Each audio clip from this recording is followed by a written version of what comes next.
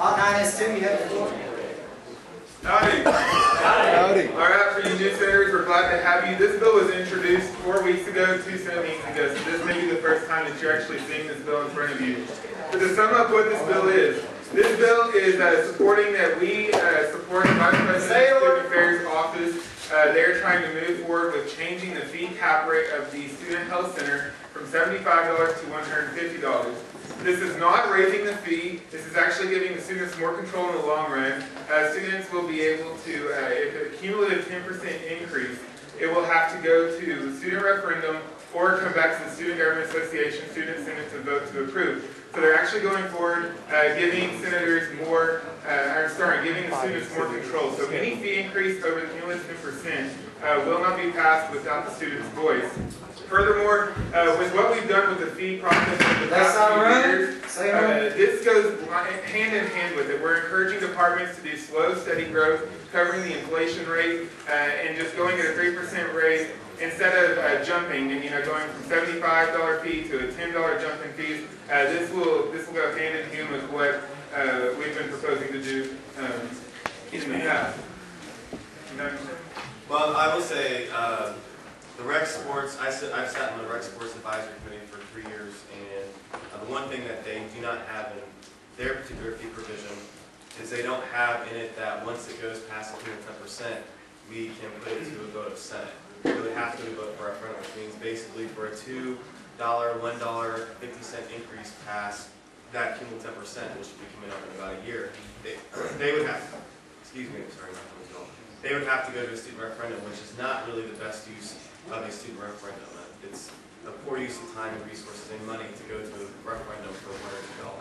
Okay, so what would most likely happen in that scenario is they just won't get a fee increase for a couple of years, but then they'll stockpile a big fee increase on people once they try to go for another referendum, or they'll have to reduce services or reduce various other things. And so it's best to go with a pay-as-you-go, steady 3 to 4% increase every year, as opposed to levying $20 and $30 fee increases or $60 fee increases, like the MSC was, which was not just for the MSC.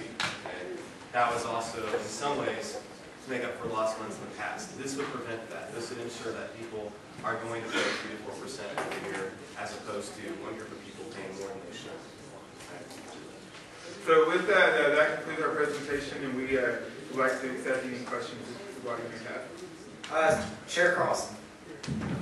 So, Chair Carlson, rules and regulations.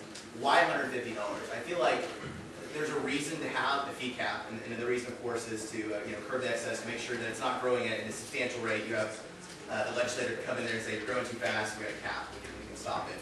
Why $150?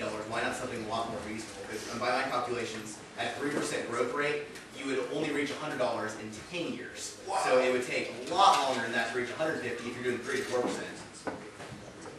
So why the $150?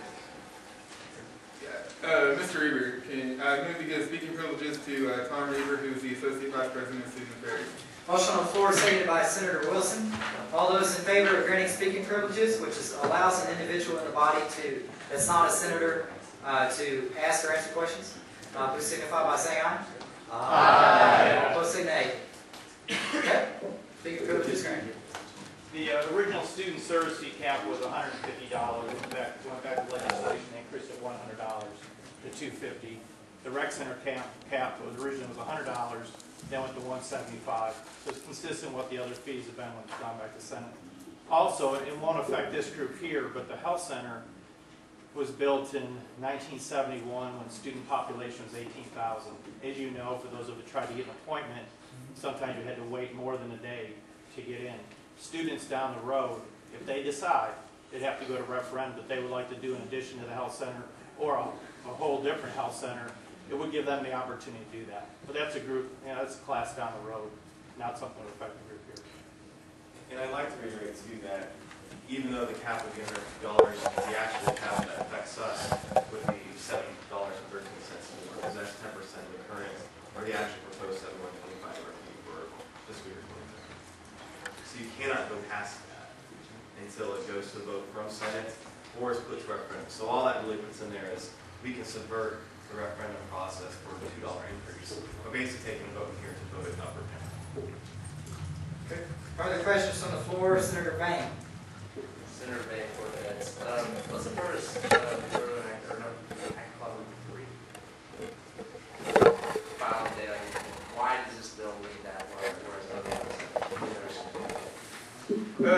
something that we have been trying to move to in the Senate session is this congruency that this does get delivered to the appropriate office, whether it's this bill, go to the Vice President's Student Affairs Office, and then also the director, the people who it affects, and to ensure that it is put in the Senate archives within a timely manner and delivered in a timely manner. Brief follow-up. So is this protocol for all bills that we're trying to enact, or is this just kind of a It's not protocol, but it's something the officer team has been trying to push forward with the speaker and just try to get it across the board so that we can be sure that any legislation that we pass goes to the appropriate parties that are involved or affected by the legislation. Senator Harris. Alderman Harris. Chair Nichols.